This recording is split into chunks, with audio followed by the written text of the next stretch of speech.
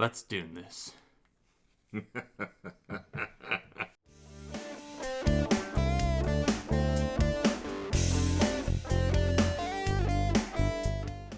Hey, welcome to Pork Chops, Rice, and Peaches. I'm Richard. And I'm not ready. And I'm not ready. And we I thought I was ready. I'm not ready. Our most, I think, entertaining episode of Pork Chops, Rice, and Peaches we have ever done was not the episode that had anything to do with what we had to say. It was the comments. And that was because we went and we sat down, we watched Dune. And did we see it in theater or no? We saw that in your apartment. We watched it in my apartment. Right.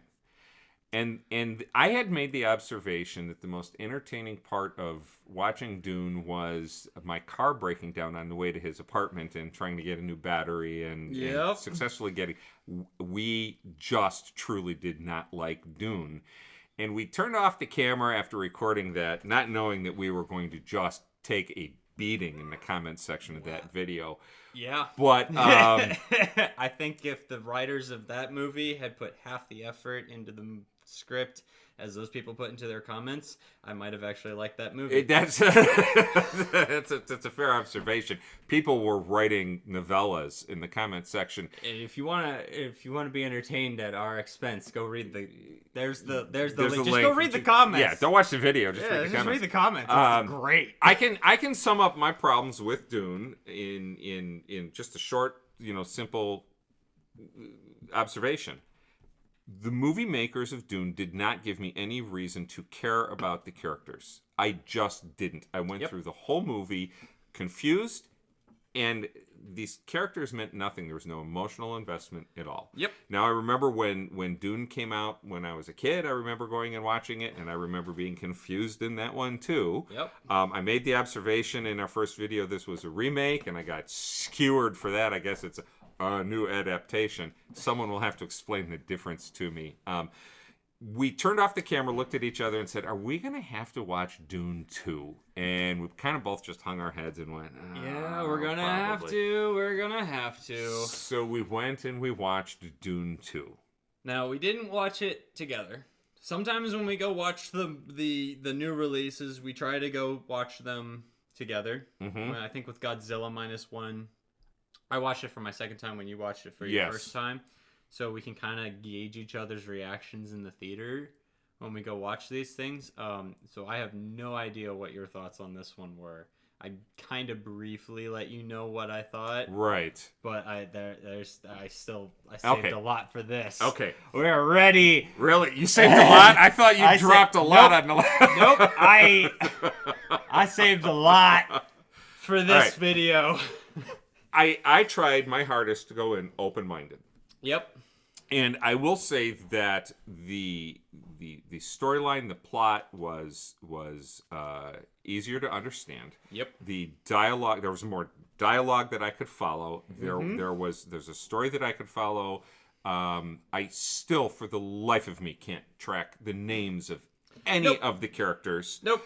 I know that one's named Paul. And, yeah, exactly. and one's name is Johnny, which I was just like, okay. No, Chani. Oh, is it Chani? Chani. Oh, it's Chani. That's her name. It's Chani. I thought it was Johnny. No, it's Chani. Okay, that's how bad. That's how bad. That's how Chani. Bad. Okay.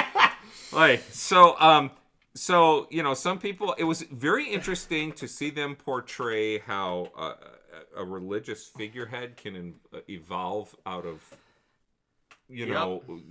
a branch of society and all of that stuff. But verdict. Well, so I ended up playing a game with myself in the theater. I was playing multiple games. Okay. Anyway, so I was just like, some of the stuff was super predictable. I was like, oh, there's Lex Luthor. He's going to fight Paul at the end, and he's going to die. And it was like, bald kid. Pardon? The bald kid. Yeah. I mean, okay. All right. Now that you mentioned it, wasn't that Eisenberg? No, that was not No, Eisenberg. okay. No, that was so not anyways, Eisenberg. so I'll I pull see up the I see him, cast later. and I'm like, okay, there's Lex Luthor. He's gonna fight Paul, and he's going to lose. Got the end of the movie. I was right. I was 100% the minute I saw him. Yeah. Right, and then I look and I'm like, oh, who's the tub of goo in the oil bath? And then when I He heard was in the first movie. yeah, well, I don't know. remember. I know. Right? And then I hear the voice, and I'm like, oh, that's what, Stellan Skarsgård? Yeah, it's one of the Skarsgård. Yeah, I think it's the dead. Yeah, super distinct voice, right? Always a dependable performance. Everything is good. He usually gives a really good performance, yeah. Um, and, we like him in Andor. And I kept waiting I loved him in Andor. Yeah, he's a fantastic actor. I kept waiting for Dave Bautista to say, "What's Gamora?" This movie is a game of celebrity bingo. Wait, well, exactly. It's very distracting. Right. And so when we get to the Emperor, honest to goodness, I was waiting for the Emperor, right, to look at Paul and say, I carried your father's watch. I had your father's signet. This uncomfortable hunk of metal up my ass for 2 years. Well, it was either that or he was going to look at someone and say more cowbell. Yeah, Right? Because Christopher Walken, please. Come on. Anyways, so distinct. So distinct. So specific. So distinct. Right. Threw me out immediately. Florence, is it Pugh? Yeah. I saw her on screen, and I did along the game. I was like, "Oh, there's Black Widow's sister," but her performance actually was good. She's a good actress. I enjoy her performance. She's a very talented actress. I would like to have seen more, but we had the talking fetus. We had the who is played by Anna Taylor-Joy in the not a flashback of the future, flash forward, the girl on the beach. Oh, at the very end. That's Anna Taylor-Joy, who's getting roles in everything now. Oh yeah, was she Queen's Gambit? I think so. Yeah, I don't know. I'm seeing her everywhere. She's in the next Mad Max movie. So I'm just really I was filling my time with it because ultimately I still didn't care about the characters. Yeah. I just didn't. And I'm like, the boy who was raised and taught and trained to be the next head of the household abandons the common girl for the emperor's daughter. Shock of shocks. The only thing that I want to see out of Dune 3, because he makes that comment after he drinks the blue juice and he survives it. I've seen the future. She'll come around. I've foreseen it. Hell hath no fury, right? Yeah. And that's what I want to see is the fury. But I was like, oh, the Sarlacc moves. That's what I thought when I saw, the worm. Okay, and now we're about you just opened up a whole opened up a whole can of sandworms. Well, I love how we both went to the same spot. Well, you know what? Calm down. We were going to be able to tell who didn't watch the video before they commented. It's going to be hilarious. I'm calling you out. And then my final thought, the whole thing was like, what do you do to blow off steam? Well, I go ride a worm because, that was her whole, I've been abandoned, so now I'm going to jump on this giant worm. And how the hell do they survive that? Or commit suicide by worm is the other option. I can't. Suicide by worm? Maybe. I don't know. Okay, you have these giant creatures that live underground, right? Yep. Under the surface. And you see them moving up until the time you want them to jump. Right? And then suddenly all these people can ride on their backs and keep them on the surface. You're going to control something that large and suddenly you're going I'm looking at this whole thing and I'm just like, this is a mess. Yeah. It's just a mess. And okay, and you're battling over spice, which and here's the other thing of my whole problem with Dune. In my mind, I equate spice with drugs. Street drugs. Yeah. Okay. So we're seeing people battling for control of mining a drug that's like, why? It would be like a movie picking the good cartel over the bad cartel for control of the cocaine trafficking trade. You're like, really? We're supposed to care about this? And I did something that I normally don't do. Yeah, when it came to this movie. Shocked me with your response to the text message I sent you. I researched after watching this movie.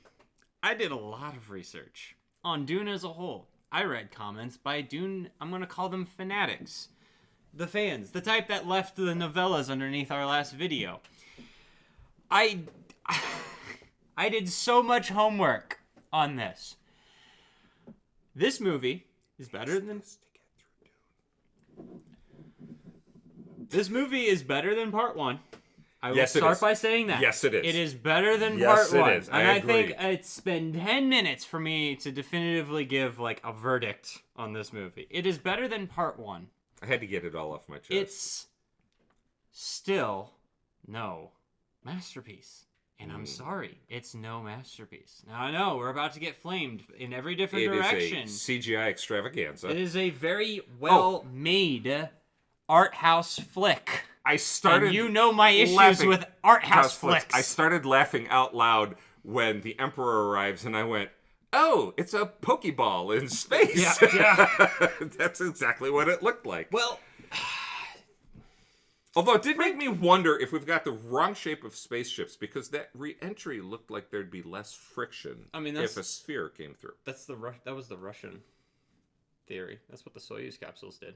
Really? Yeah. Huh. So I'm not surprised that it is. Now, okay, I'll talk about aesthetic design in a little bit. Okay. But the Pokeball was slightly distracting. A lot of things in this movie are slightly distracting. First off, I want to start off with some positives. Okay. All right. Can we make a deal, Dune fans? Can I start off with the positives, the things that I like? Because believe it or not, I'm not going to completely tear this movie a new one, because there was stuff that I appreciated about it. First off, the action in this, I have to shout out. The action in this was actually pretty good. I'll agree with that. I will actually also in the arena fight with Lex Luthor. Mm-hmm. He fights the 3 dudes. He fights the 2 big dudes, and then he fights the little small Asian dude. Yeah, I've met that guy.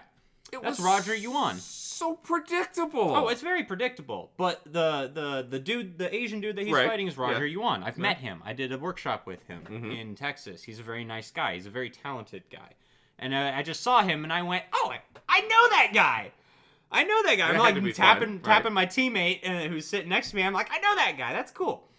And that final fight, while there's a couple, I don't like the fact that that Paul does a freaking like triple corkscrew out over the other dude in the middle of the fight for no reason. Little wire work. The choreography of that fight overall was very good, and I like the fact that there was no music. It was just a fight. I like it. The CGI, again, is spectacular. This is an art house film. They want the grand sweeping shots. They want the big awe moments and the big grand music swelling to match the emotion. And it's very, very far in the show don't tell category. I think it goes too far in that category, but we'll get to that. The movie overall does a much better job of getting you a tiny bit more invested in the characters, and this is what I mean by it. You get to see Paul build a relationship with the Fremen in this movie. Yes.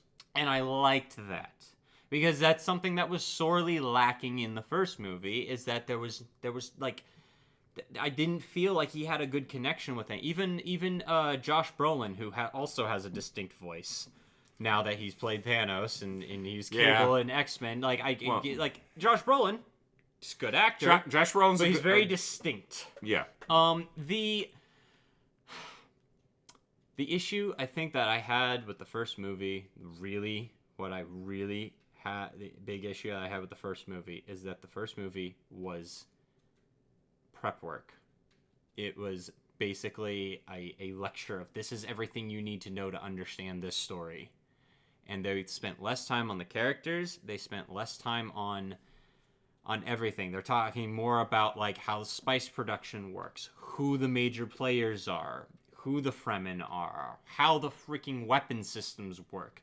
It feels like I'm getting read a outline of how of every. It feels like I'm reading a producer's notes. Like, I feel like I'm reading a pitch. Like, they're pitching the concept of the rest of the franchise to me, is how I felt watching the first movie. And, again, terminology kills me, and I'll get into that in a little bit. This movie did a much better job of giving a character story. And that's what's most important when you're telling a story. I'm sorry to everyone. Characters are the most important thing. If you can have the best story in the world, you can have the most interesting politics, you can have the coolest concept for a conflict. If the characters suck, the movie or the book or the TV show or whatever you have is going to suck. You have to have a character that the audience likes. And they did a better job of that in this one. Chani is I can kind of... It's still very predictable love story and like, oh, you know, I can see these beats coming, but she had a personality. And I liked that. Whereas in the first movie, you keep seeing her and it's just Zendaya doing Zendaya things like... But this time her eyes are blue. You know, it's just...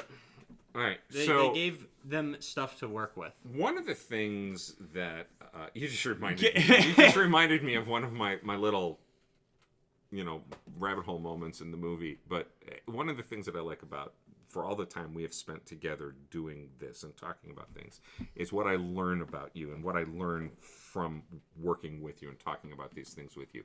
You just perfectly described Dune Part 2. Like the setup. It was like reading the user's manual for the Duneverse. You know what's funny? Little tangent, okay? So I'm watching this with a buddy of mine, okay? My teammates, my stunt teammates. And this friend, I'm going to keep him unnamed for privacy reasons, but he has read the book, the original Dune book. He watched the original Dune movie, and he watched the sci-fi miniseries. There was a miniseries of Dune on the channel Sci-Fi. It's a miniseries, which apparently is pretty good, supposedly. And when I voiced that this movie at least entertained me, unlike the first part, he said, yeah, the first part was really boring. This is a dude that likes this franchise overall. Okay. There's a very positive look on it. And even he was saying, yeah, the first movie was really boring. Okay. And on this note, did you know that and this is an issue that I will come around to why it's an issue. I will come around to why this is an issue later. Do you know that in the Dune book, the original Dune book, there is an encyclopedia? There is a dictionary at the back of the book. It's an in-universe dictionary, so it's like a catalog of terminology of the Imperium. But it's a dictionary. He put a dictionary in his book to explain the terminology he uses because he created so many words for this book. Gene Bezeret. That's the only one that stands out. I'll be completely honest, which is a big problem that I have with these movies. How many of the freaking terms have been dropped, like their word for Messiah, or the different various alliances or councils or wars that happened? He had a dictionary for them at the back of his book so that you could go and reference it and figure out what the hell the characters were talking about. I'm sorry. That's a problem. That's just bad writing. That's bad. Yeah, that is bad. Yeah, that's bad. And I've seen people on someone asked online, they asked on a forum, they said, I went down 4 definitions because I looked up the definition in the book for one of the terminologies, and it had another word that had a terminology like listing. And he did this 4 times. 4 different entries into the dictionary had other entries in there that you had to then look up. And he said after the 4th one, he gave up. And people in the comments are just telling him, oh no, you just need to stick with the book. You just need to keep reading. You'll understand it eventually. That's like telling someone that beer or coffee is an acquired taste. If they don't like it, they're not going to like it. No amount of bearing with it is going to fix the issue. The issue is, if I have to look up 4 different definitions to understand one, you have a problem. You have a problem. This is a problem with the source material, which is, I think, the problem that we had with part 1. because it's just a documentary of all the important things you need to know to watch this movie. So back when all the people in the comments of our first video were saying it's world building, The world building sucks. It's like if we have to build this world before I can, tolerate movie 2. And movie 2, I mean, it wasn't as bad as it could have been. It wasn't, it was better than movie 1. Focused on telling a story. And yeah, okay. The thing, the story concept's kind of interesting. Like, the story concept's kind of interesting. I still think it fumbles. No. It's no. Well, they still have not given me any reason to care, and I've explained all my reasons. I feel like that's more of a character issue. Is if I don't care about the character, then you don't give me a reason to care about the character. I don't care about the product that they're battling over. That's also true. It's you've got. He went from battling over like spice to trying to free a homeland. Now, again, this is very. I don't want to draw the comparison. Is Dances with Wolves. Which came out after Dune. I understand. I know that. But the trope of the dude joining a society and then fighting for this underprivileged society against their oppressors is a tale literally as old as time. It is. You can find references to this sort of thing in like the Greek myths. Can you sing that line? No. They. I'm suddenly hearing Angela Lansbury in the back of my head. Derailed, thanks. The shtick of fighting, we see it now everywhere. We see it with Avatar. We've seen it with Pocahontas. We've seen it with Dances with Wolves. We've seen it with all these things. You're joining the natives and you're helping them fight against the oppressors. Cool, awesome story.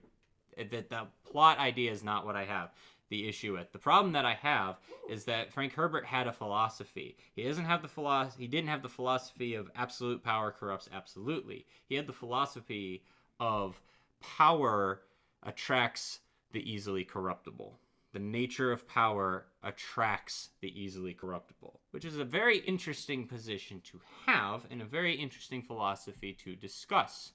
However, I wouldn't argue with that. I don't know if I would argue with it either. However, and once you hear that, once I heard that and saw that quote, then I'm like, oh, that explains everything. Because I'm sitting here and I'm watching Paul, very obviously go down the villain route. And apparently he's not the main character of the rest of the series. Apparently, it's his son, I guess. I'm not sure. But his son by Chani? Don't know! No one ever says! No one explains it. He's very obviously going down this path, but the thing about it that I'm bored by is that he gets future sight. He gets the ability to see the future. He gets the Doctor Strange time stone effect. That stuff. Where he can see all possible futures and he can see the very obvious path that he needs to take. But instead of influencing Tony Stark to go down the right path, he's just going down the path. I'm sorry, I do not have the After Effects ability to mimic Benedict Cumberbatch having a seizure on screen. Oh my goodness, I didn't expect that.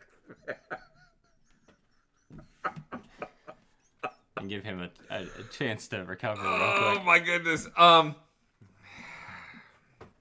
was also planning for this to run a little long because I have a lot to say. You know what? I really don't have... I have a lot. ...anything left. I think that...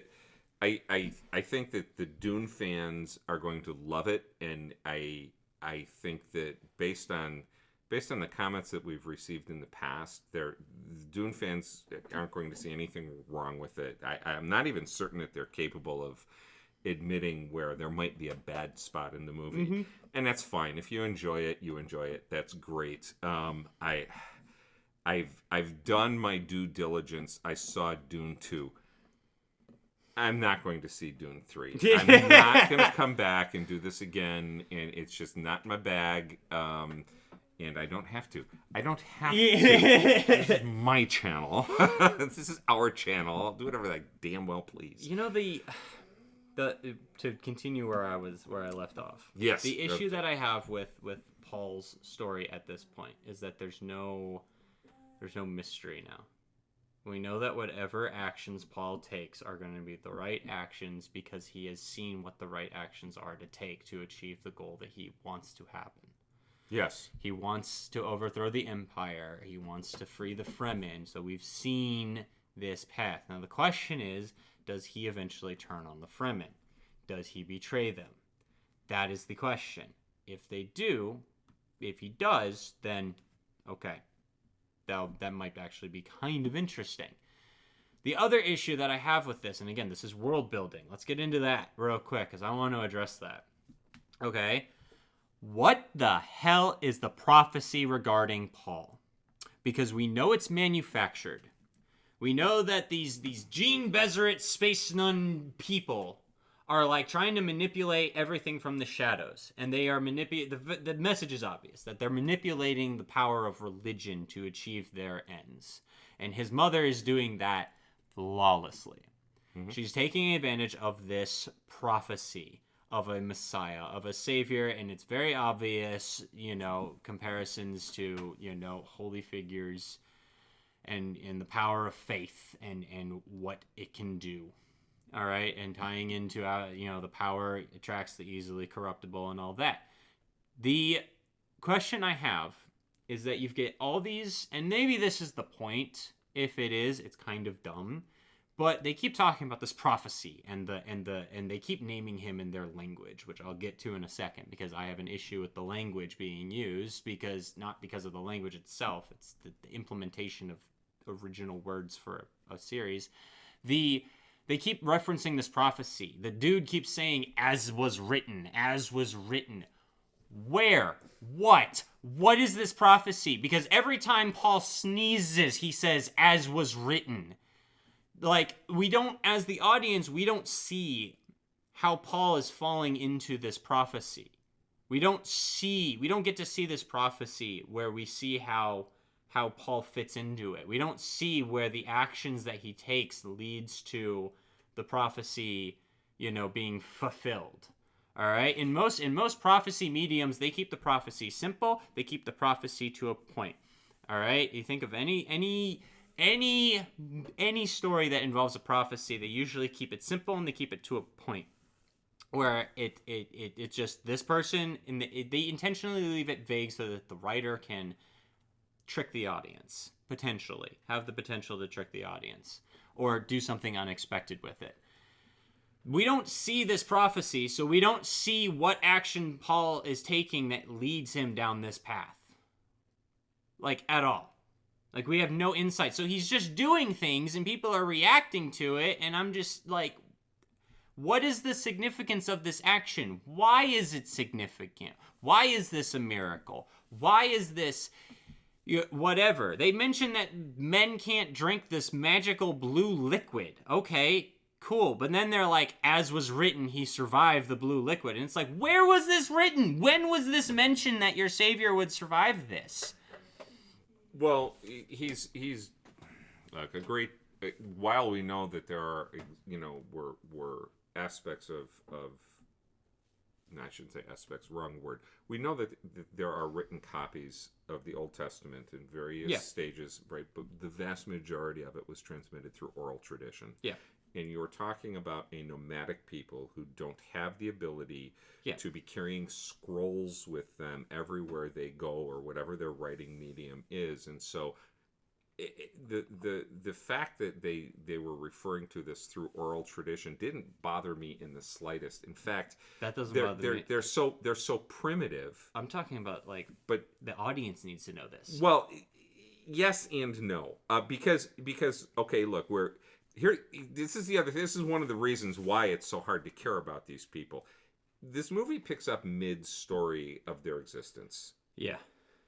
And that's one of the reasons why it's so hard to care about them. Everything picks up just like... It's like it's like turning on the TV in the middle of a 2-hour movie, and you turn on the TV and you're at the halfway point. Yeah. Right? And you've never seen the movie before, and you spend the final 60 minutes of the movie going, what did I miss in the beginning? Yeah. But the whole movie is that way. In fact, the whole universe is that way. Yeah. So, I get what you're saying, but it I don't know. That one was very easy. Okay, they've got some sort of a tradition. Whatever. Yeah, but that's just a problem. Whatever. Yeah, whatever. The issue that I had with it was the fact that Paul, as a character, as the audience, I would have liked to see him unknowingly fit himself into this prophecy. Like if you had written this prophecy kind of vague. Oh, like, I see what you're saying. Like you could have seen, because Paul for the first half of this movie is very adamant. I'm not a Messiah. I'm not a Messiah. I'm not a Messiah. And then he drinks the magic Kool-Aid, and all of a sudden he's like, I'm going to be their Messiah. I have to be to free them. And it's like, okay, that would have been nice to like see if the prophecy matched up with the actions that he was taking, or whether these people are just religious fanatics who are actually just reaching for straws, which I think the point of not revealing the prophecy is to make that point, that they just reach for everything and claim that it's the work of the Messiah. But if you had shown us a prophecy and shown that they are stretching the limits, that would have made the point better. Like the magic blue juice was blue, like the color of the water in a toilet on an airplane, and it's appropriate because the storyline was shit. Okay. World building. And I'm when I can't understand half the words being said, right. That is an issue. This is an issue I have with a lot of medium, and it's actually a really easy way to tell whether the world building is actually good or manufactured, because they're using, and I don't know what language they're actually using. It sounds like a variation of Arabic. What they're speaking. I did wonder about that. Yeah. The word usul gets thrown around a lot. And like having spent a year in multiple Arabic countries, Arabic speaking countries, all right, I was like, oh yeah, I'm back in the desert now. Yay. I can't understand a single thing these people are saying. I don't know if they were using a mixture or a variant, and maybe they threw a little Russian in there. A couple things sounded very Russian, but the problem that I have when storytellers create terminology is that they usually go overboard when they create terminology, okay? And I'm going to use, and this is going to piss off a lot of people, I'm going to use an example from Star Wars that proves my point. Good and bad example. Slang. In any franchise is always hit or miss. Oh, and it misses in Star Wars more than it hits. More in Star Wars than it hits. Now, here's an example of it not done, I wouldn't say well, but done adequately. Scruffy Nerf herder is what Leia calls Han Solo in A New Hope. Mm-hmm. Okay? Now, here's the key takeaway from that. Okay? I don't know what a Nerf is in the context of Star Wars. And I'm assuming she's not referring to a foam ball that was popular at the time of the movie's release.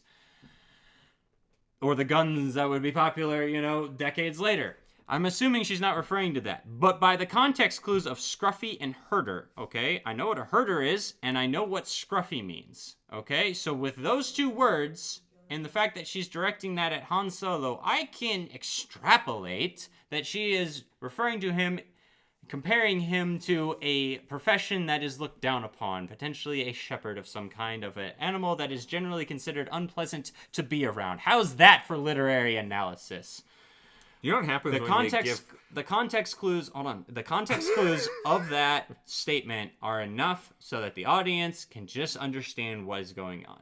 Now here's it done horrendously in Star Wars. Dank ferric. What the hell is a dank and what the fuck is a ferric?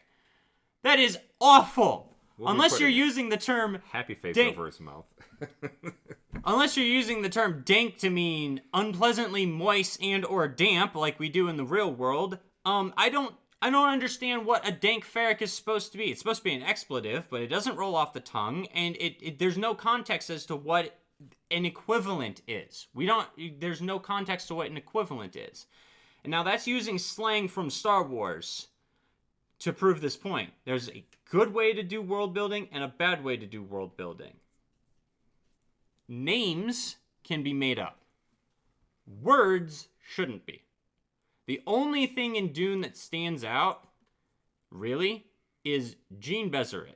And even then I was confused for the longest time. But it's a title of a organization. Everything else is just random words for Messiah, his desert name, which he gets two of. He gets a normal name and a warrior name, and they use them interchangeably, and it makes no freaking sense. And then they keep referring to all these locations and all these devices and all these things with these made-up names that, again, you would need a dictionary to reference to be able to understand.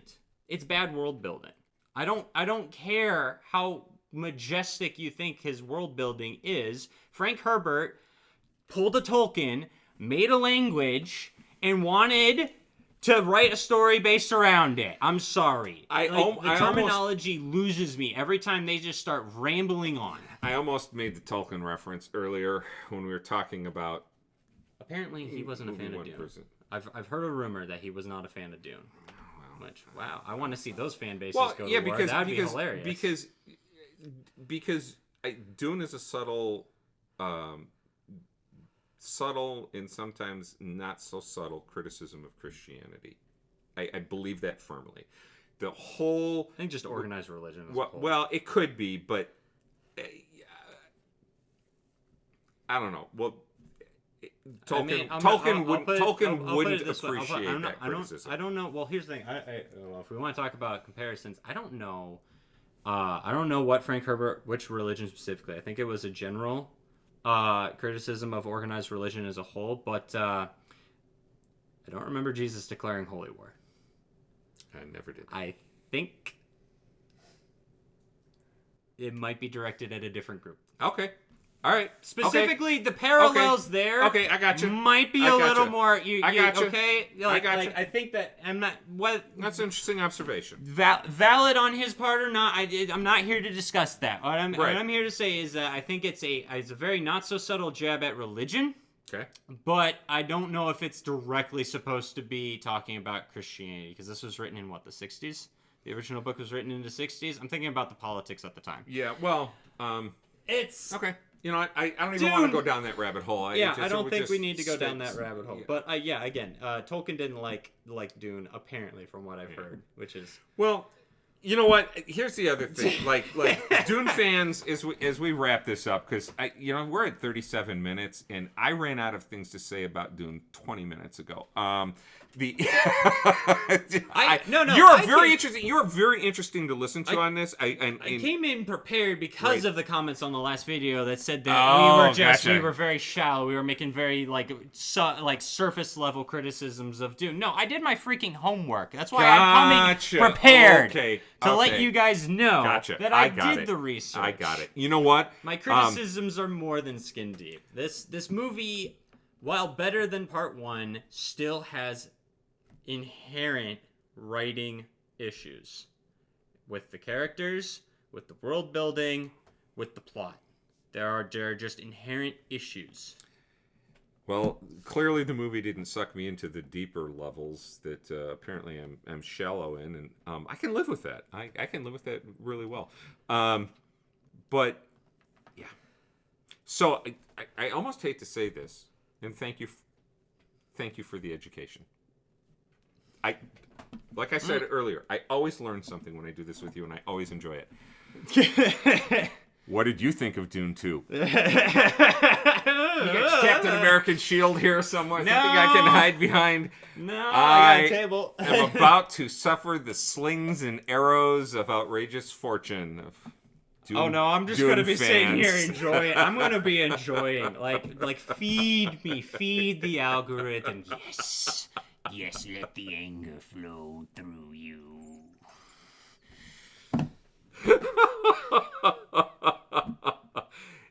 Also, arguing that something is I'm just last point. Sure.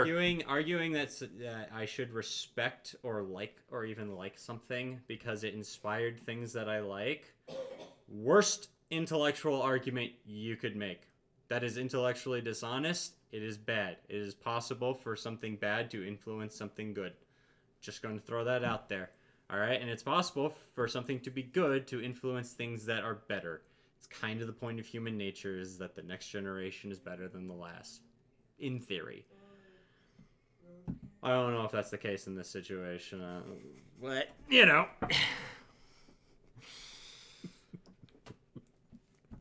From the parental perspective, we always hope our children are better than we are. So, Dune Part 2. Please, please, please. Feed my entertainment in the comments section below. I relish in it. I'm looking so forward to this. I'm so excited for this comment section. Let us know your thoughts. I agree with you. I don't want to go watch Dune Messiah. But maybe I will. If it gets more entertaining comments. There will be a cardboard cutout of me with toothpicks holding the eyes open. Thanks for tuning into this episode of Pork Chops, Rice, and Peaches. And we will see you next time.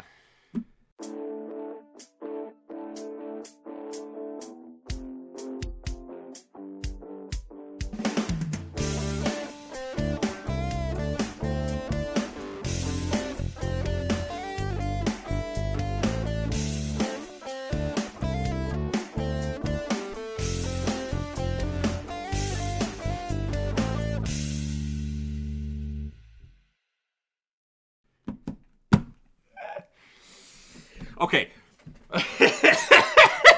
This is going to fall into the shallow criticism category, and it was Boy.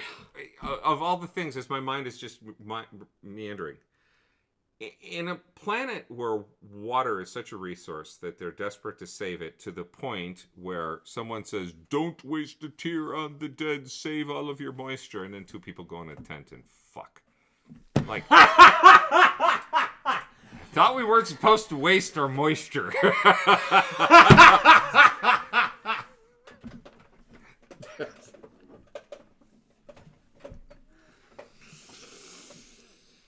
Oh, boy. There you go. I know the title of this video. Dune Part 2. Less boring. Less of a snooze fest. It was Dune...